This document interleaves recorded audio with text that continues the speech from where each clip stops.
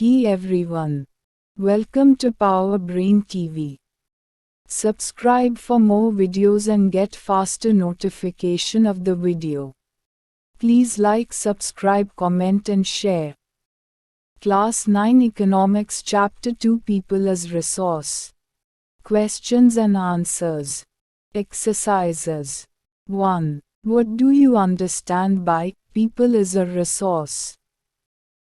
Answer. People can make the best use of nature to create more resources when they have the knowledge, skill and technology to do so. This is why human beings are considered a resource. It is the abilities of human beings which help in transferring a physical material into a valuable resource.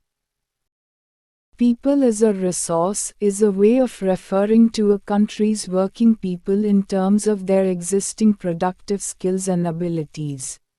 The idea of people as a resource is linked to the concept of human capital i.e., the stock of skill and productive knowledge embodied in a population. Any production of goods and services requires the presence of the four factors of production, namely land, labor, physical capital and human capital. The knowledge and enterprise provided by the human capital puts together the other three factors to produce an output.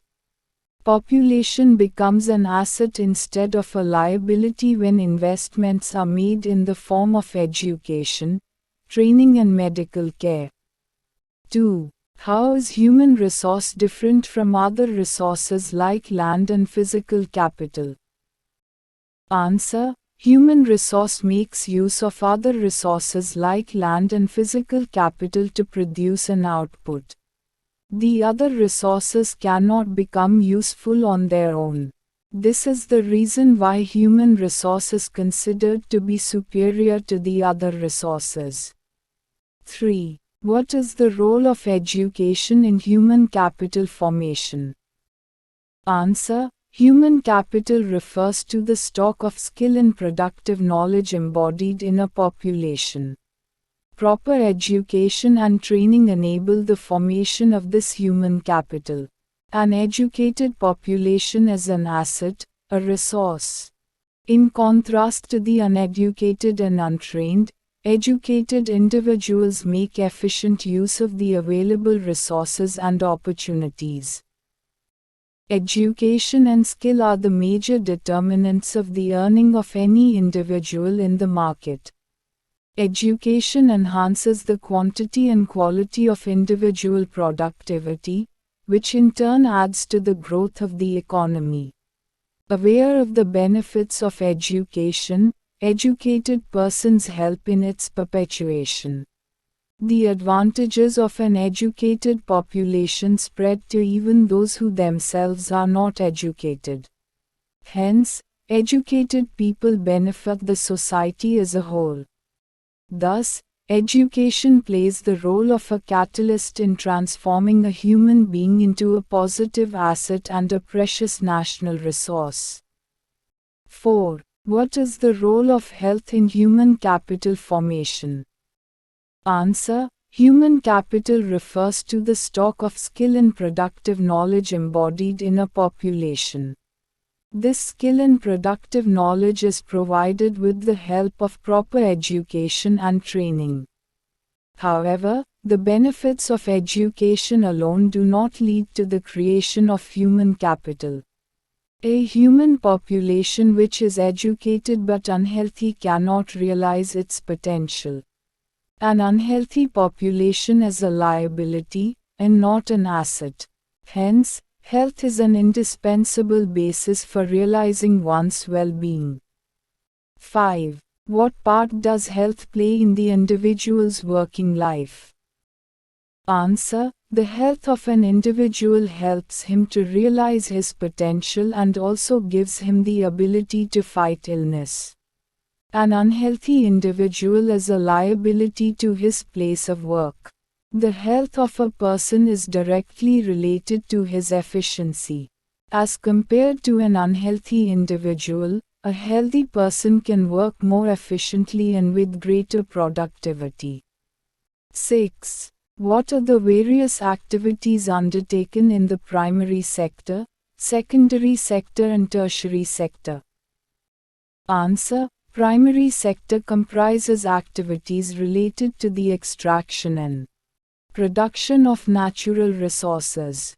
Agriculture, forestry, animal husbandry, fishing, poultry farming, mining and quarrying are the activities undertaken in this sector. Secondary sector comprises activities related to the processing of natural resources. Manufacturing is included in this sector.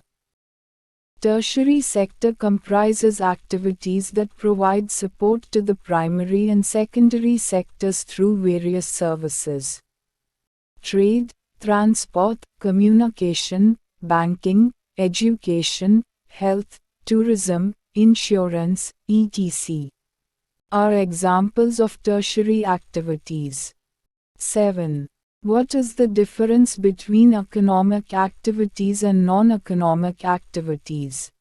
Answer. I. Economic activities, activities that add value to the national income are called economic activities. These have two parts: market activities, production for pay or profit, and non-market activities, production for self-consumption. Non-economic activities. Non-economic activities are the ones that do not add to the national income, for example, an individual performing domestic chores. 8. Why are women employed in low-paid work? Answer. Education and skill are the major determinants of the earning of any individual in the market.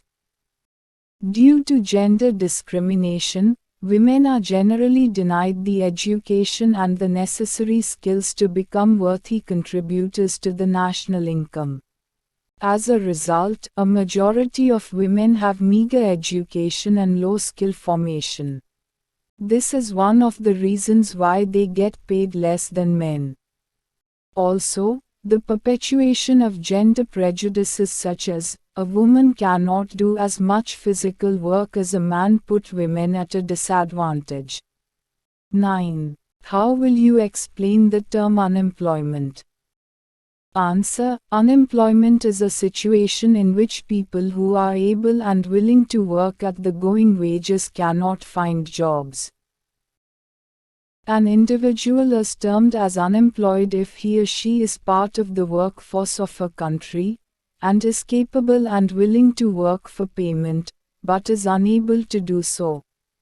10. What is the difference between disguised unemployment and seasonal unemployment? Answer. Disguised unemployment. It is the situation in which an individual appears to be employed, but he does not add to the productivity. That is, the productivity would remain the same even in his absence. Example, when a work that requires only 3 individuals for its completion is being done by 5 persons, the 2 additional persons are disguised unemployed. Seasonal unemployment. It is the situation in which an individual is not able to find a job during certain months of the year. Example, agricultural laborers find work only during the busy seasons, i.e., sowing, harvesting, weeding and threshing. This is because of the seasonal character of agriculture in India. 11. Why are educated unemployed a peculiar problem of India? Answer. If disguised unemployment characterizes rural India, educated unemployment is a peculiar problem of urban India. This is the situation wherein a number of youth with matriculation, graduation and post-graduation degrees are not able to find suitable jobs. The education system is such that even after about 18 years of education, a person can well be termed as unskilled. What this does is that a large number of unskilled educated youth get churned out of educational institutions year after year, but only a fraction of them are able to find suitable jobs. Among the remaining, some remain unemployed while others get employed in activities that seem inadequate as per their potential. This in turn leads to the wastage of the huge amounts of resources that had been spent on educating them. 12. In which field do you think India can build the maximum employment opportunity? Answer: among the three sectors, India should look to build the maximum employment opportunities in the manufacturing and services sectors. The agricultural sector is already overburdened by manpower that is disguised unemployed. So, it is the small-scale manufacturing units and the service industry, like travel and tourism, health, education, communication, etc., that need to be encouraged and facilitated to generate employment. 13. Can you suggest some measures in the education system to mitigate the problem of the educated unemployed? Answer: measures in the education system to mitigate the problem of the educated unemployed. A. Make education at the secondary level more career-oriented, which would endow individuals with not only education but also the requisite skills for gaining successful employment. B. Create a sort of screening process whereby each individual chooses subjects that suit his or her abilities. C. The introduction of newer subjects and fields of study at the school level should be accompanied by a growth of job opportunities in the sectors that would employ the students electing to study such subjects. 14. Can you imagine some village which initially had no job opportunities but later came up with many?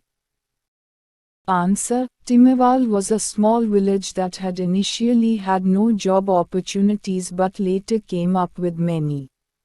This was a village inhabited by several families. Each family used to produce enough to feed its members. Each family met its needs by the members making their clothes and teaching their children. 15. Which capital would you consider the best: land, labor, physical capital and human capital? Why?